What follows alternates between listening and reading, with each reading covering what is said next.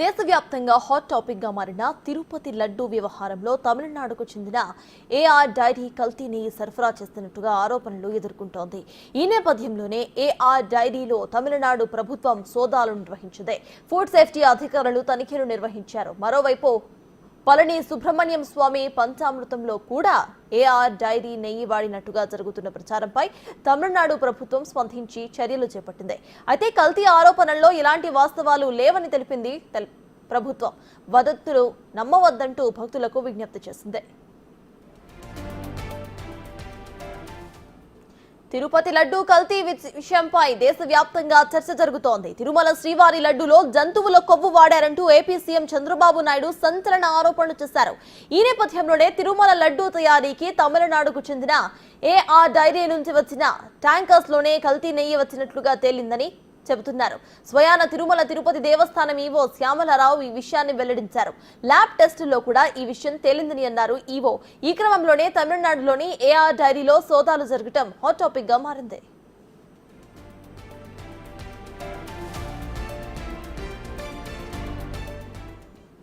ఇక తిరుమల శ్రీవారి లడ్డూ తయారీకి కల్తీ నెయ్యి సరఫరా చేశారనే ఆరోపణలపై ఏఆర్ డైరీ స్పందించింది. నాణ్యత నిర్ధారణ పరీక్షల తరువాతే టీటీడీకి నెయ్యిని సరఫరా చేశామని తెలిపింది. తాము సరఫరా చేసిన నెయ్యిలో ఎలాంటి కల్తీ నాణ్యత లోపం లేదని స్పష్టం చేసింది. తాము జూన్ జూలై నెలలో నెయ్యి సరఫరా చేశామని తెలిపింది ఏఆర్ డైరీ. అయితే ప్రస్తుతం టీటీడీకి నెయ్యిని సరఫరా చేయటం లేదని తెలిపింది.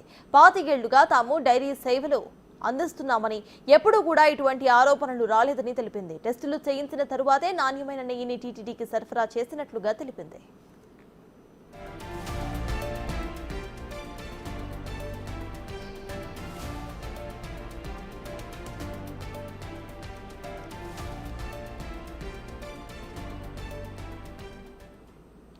తిరుపతి లడ్డూ వ్యవహారంలో ఇటు ఏఆర్ డైరీలో తనిఖీలు చేస్తారు. ఇదే అంశంపై పూర్తి డీటెయిల్స్ మా ప్రతినిధి దామోదర్ అందిస్తారు. దామోదర్, చెప్పండి, తిరుపతి లడ్డూ చేయడానికి నెయ్యి ఏఆర్ డైరీ నుండి సరఫరా అవుతున్నట్టు తెలుస్తోంది. అక్కడ విజిలెన్స్ అధికారులు వెళ్లి తనిఖీలు చేసినట్టు కూడా తెలుస్తోంది. ప్రజెంట్ అప్డేట్స్ ఏంటి? అక్కడ నిజంగానే నెయ్యిలో ఎటువంటి ప్రాబ్లమ్ లేదని తమిళనాడు ప్రభుత్వం చెప్తుంది, కరెక్టేనా, లేకపోతే ఇంకేమైనా అప్డేట్స్ ఉన్నాయా?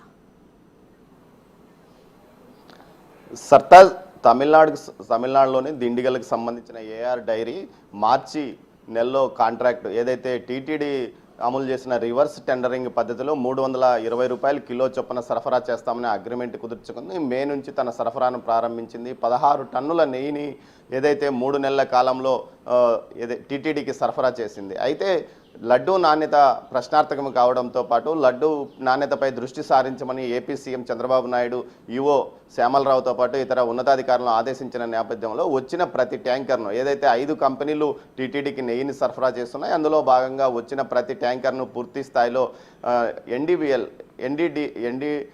ఏదైతే గుజరాత్లోనే ఉన్న నేషనల్ డైరీ డెవలప్మెంట్ ల్యాబ్కు పంపించారో ఆ ల్యాబ్ నుంచి వచ్చిన నివేదికల తర్వాత 4 ట్యాంకర్లను పక్కన పెట్టారు. అవన్నీ ఏదైతే పక్కన పెట్టిన ట్యాంకర్లని ఏఆర్ డైరీ కంపెనీకి సంబంధించినవే కావడం విశేషము.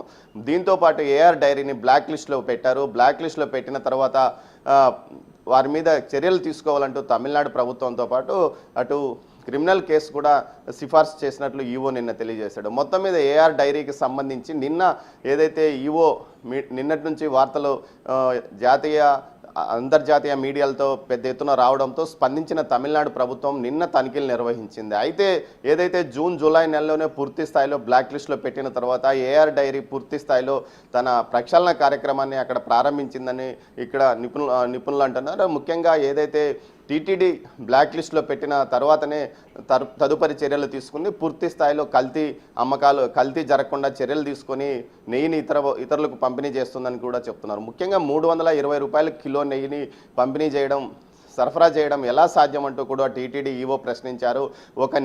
ఒక కిలో నెయ్యి తీయడానికి సుమారు 17 నుంచి 20 లీటర్ల ఆవు పాలు అవసరమవుతుంది. ఒక ఆవు పాలు లీటరు 40 నుంచి 34 నుంచి 40 రూపాయలు రవాణా ఖర్చులతో సహా డైరీలు చెల్లిస్తున్న పరిస్థితి. ఈ పరిస్థితిలో ఇంత డబ్బు మొత్తాన్ని వ్యయం చేసి నెయ్యిని తీసిన తర్వాత వాటిని ఏ విధంగా 320 రూపాయలకు సరఫరా చేస్తుంది?